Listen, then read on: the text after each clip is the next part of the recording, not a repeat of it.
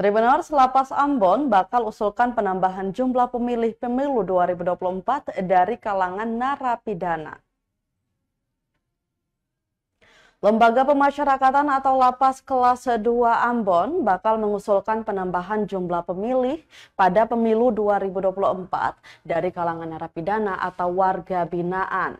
Pasalnya warga binaan yang baru masuk dalam daftar pemilih tetap atau DPT ada 382 orang.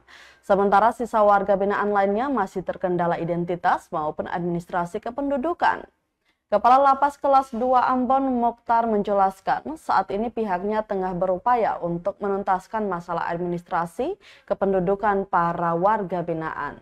Artinya bagi yang belum memiliki KTP, pemerintah kota atau Pemkot Ambon sudah menjemput bola dengan cara melayani perekaman langsung dari lapas.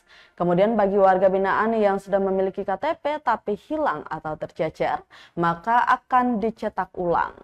Setelah semua persoalan administrasi kependudukan selesai, barulah Lapas Kelas 2 Ambon memasukkan nama ke KPU Ambon untuk masuk dalam DPT. Saat ini Tribuners sudah sekitar 20 warga binaan yang mengikuti perekaman eKTP dan 100 orang lainnya sedang dibantu untuk pencetakan ulang KTP.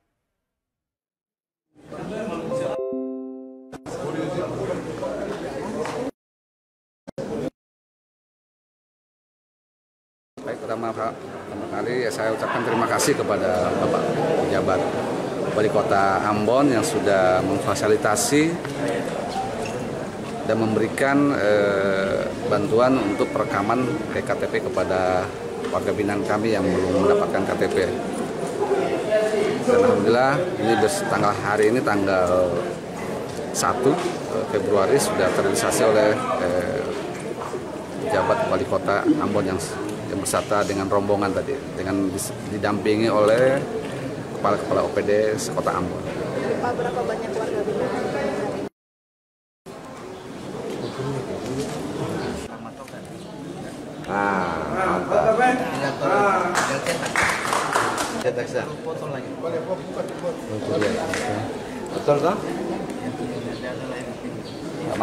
Download Tribun X sekarang, menghadirkan lokal menjadi Indonesia.